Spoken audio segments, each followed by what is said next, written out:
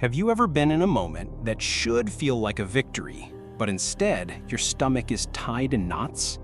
You get the promotion, you accept the award, you receive the praise, and all you can hear is a quiet, insistent voice in the back of your mind whispering, "It was a fluke. They made a mistake. Any minute now, they're gonna find out you don't belong here."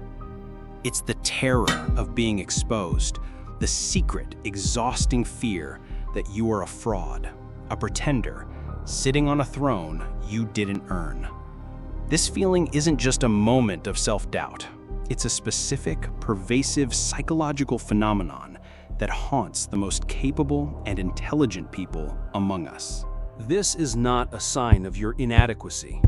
In a strange paradox, it is often a sign of your potential. This feeling has a name: Impostor Syndrome. In this video, we are pulling back the curtain on this secret fear.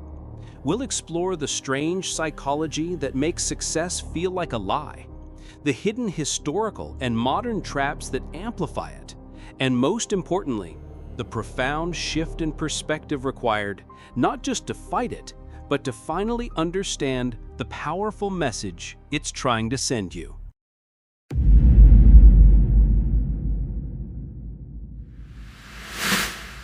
To understand imposter syndrome, you first have to understand a fundamental quirk in how the human brain processes competence. It's a cognitive bias called the Dunning-Kruger effect. The most famous part of this effect is that people with low ability often wildly overestimate their skills. They are too incompetent to even recognize their own incompetence. But the other side of that coin is far more interesting, and it's where our story begins. The Dunning-Kruger effect also shows that people with high ability and genuine expertise often underestimate their own competence. Because a task is relatively easy for them, they assume it must be just as easy for everyone else. Their expertise makes them acutely aware of the vast landscape of what they don't know, making what they do know feel insignificant. Your brain isn't telling you you're a fraud. It's so skilled that it has a broken internal compass for judging its own abilities against a general population. This creates the perfect breeding ground for imposter syndrome to take root. But it's more than just a flawed comparison. Our minds are also susceptible to specific cognitive distortions, glitches in our thinking that act as fuel for this fire. First, there's filtering. You can deliver a project that receives 100 compliments, but your mind will zoom in, obsess, and ruminate on the single, slightly critical piece of feedback. It's like standing in a sunlit room and choosing to stare at the one tiny speck of dust on the window. Your brain filters out all the overwhelming positive evidence and magnifies the negative, creating a completely skewed and false picture of your performance. Then there's the more dangerous glitch: catastrophizing. You make one small mistake in a meeting, a typo in an email. A normal brain registers it as a minor error. A brain prone to imposter syndrome sees it as the beginning of the end. Now they know. This is the loose thread they'll pull until my entire fraudulent career unravels. I'm going to get fired. It takes a single, insignificant data point and extrapolates it into an apocalyptic prediction. When you combine these glitches, you get a powerful, self-reinforcing narrative, the narrative of the fraud. You attribute all your successes to external factors, like, "I just got lucky. They were just being nice. The timing was right." But you attribute all your failures, no matter how small, to a deep, internal, and permanent inadequacy. This isn't just a feeling. It is a systematic, predictable, and deeply ingrained pattern of thought. And to understand why it feels so personal, we have to look at where its seeds were first planted.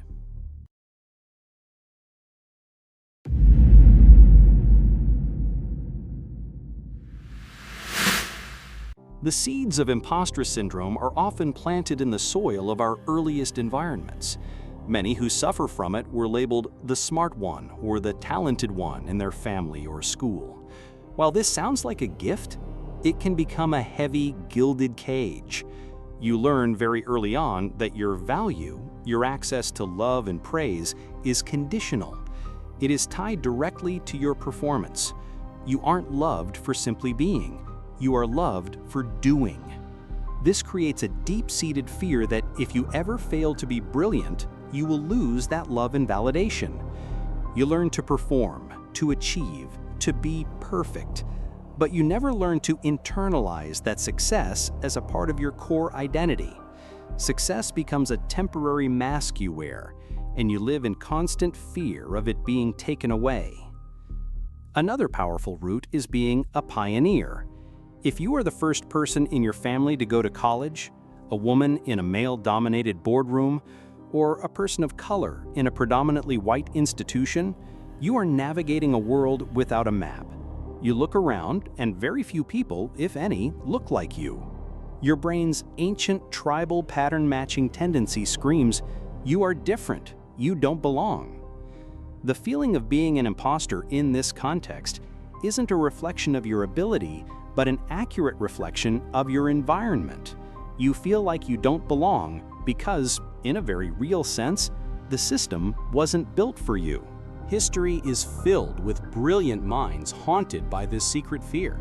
Maya Angelou, after writing 11 books and receiving international acclaim, confessed, "I have written 11 books, but each time I think, uh-oh, they're going to find out now.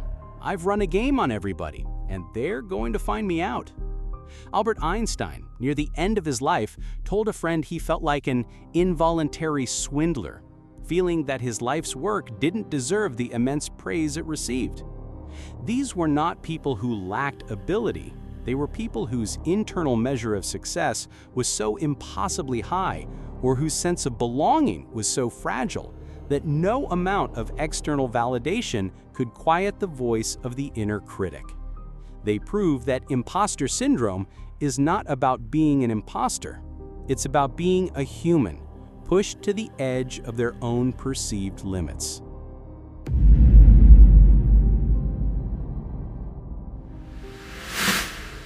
If imposter syndrome is the fire, our modern culture is the gasoline. We live in an age of curated perfection. Social media platforms like Instagram and especially LinkedIn are not windows into reality. They are meticulously edited highlight reels. You scroll through your feed and see a colleague's shiny new promotion, a friend's flawless vacation photos, another entrepreneur's overnight success. You are not seeing the years of relentless struggle, the countless rejections, the late nights filled with crushing anxiety and self-doubt that led to that one triumphant moment. You see only the polished final product. Your brain, in its flawed but predictable way, compares your messy, chaotic, behind-the-scenes reality with all its fears and failures to their public highlight reel. And it draws a devastatingly simple conclusion. Everyone else has it figured out. I'm the only one who is struggling, therefore I must be the fraud. This creates a culture of toxic perfectionism. We become terrified of showing our process, of admitting we don't know something, of being seen as anything less than perfect. We believe we must have the answer to every question before we even raise our hand. This is not a strategy for success. It is a recipe for silent paralysis. The very nature of our knowledge economy adds another layer of pressure. In factory, your output was tangible. You could point to the widget you made. But today, for many of us, our value is tied to what we know. And in a world where information doubles at an exponential rate, no one can possibly know everything. We are all, to some degree, constantly learning, constantly faking it until we make it. But because we are all pretending to be infallible experts, we each feel like we are the only one who is pretending. This constant pressure to be perfect, knowledgeable, and effortlessly successful creates a psychological prison. A prison where you are simultaneously the inmate, the warden, and the judgmental guard. But there is a way to pick the lock, and it doesn't start with trying to be more confident. It starts with fundamentally changing the rules of the game.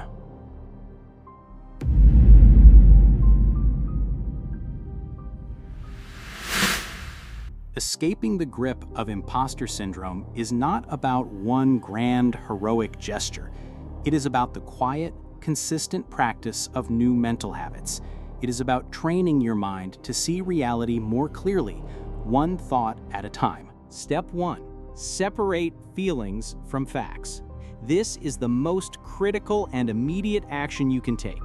You must learn to acknowledge the feeling of being a fraud without accepting it as a fact.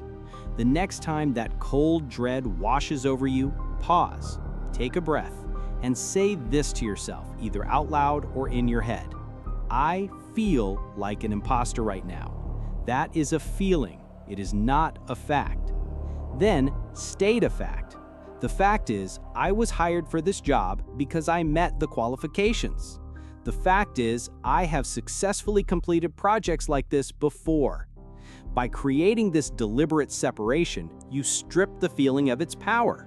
It is no longer a divine judgment. It is just transient emotional weather passing through you. Step 2.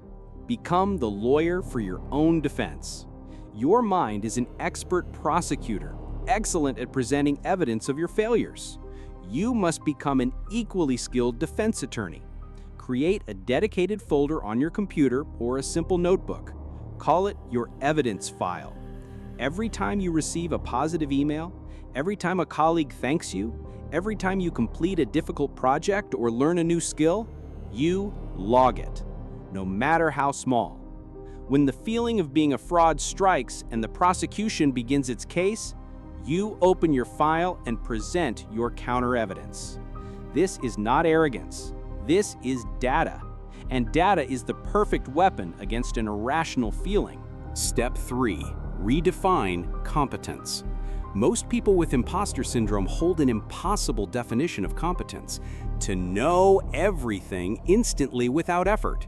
This must be destroyed. Redefine competence as the ability to learn and effectively solve problems. Your value is not in having all the answers. Your value is in being good at finding the answers. The next time you are asked a question you don't know, instead of panicking, see it as an opportunity to demonstrate your real competence. Say, with confidence, "That's an excellent question. I don't have that data on hand, but I will find out and get back to you." This reframes ignorance from a sign of failure to a catalyst for action. Step 4. The final reframe. It is a sign of growth. This is the most profound and liberating step. You must understand that imposter syndrome is often not a signal that you are failing, but a signal that you are growing. The feeling flares up most intensely when you step outside your comfort zone. When you get that promotion, start that new business, or take on that ambitious project. The feeling is the friction that accompanies progress. If you never feel like an imposter, it may be a sign that you are not challenging yourself enough. Learn to see the feeling not as a red warning light telling you to retreat, but as a confirmation that you are on the right path. It is the compass pointing you towards the edge of your own map.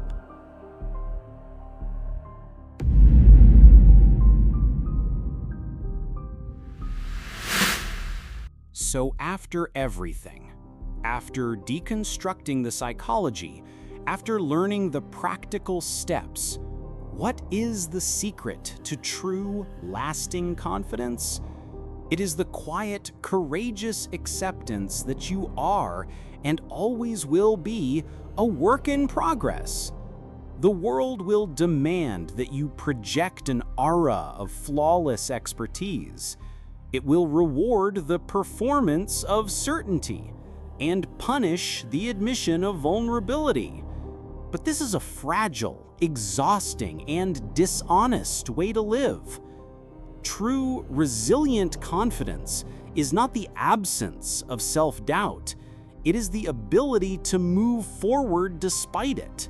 It is the wisdom to know that your worth is not defined by the static snapshot of what you know today, but by the dynamic trajectory of your willingness to learn, to adapt, and to grow. The goal, then, is not to finally vanquish the inner critic that calls you a fraud.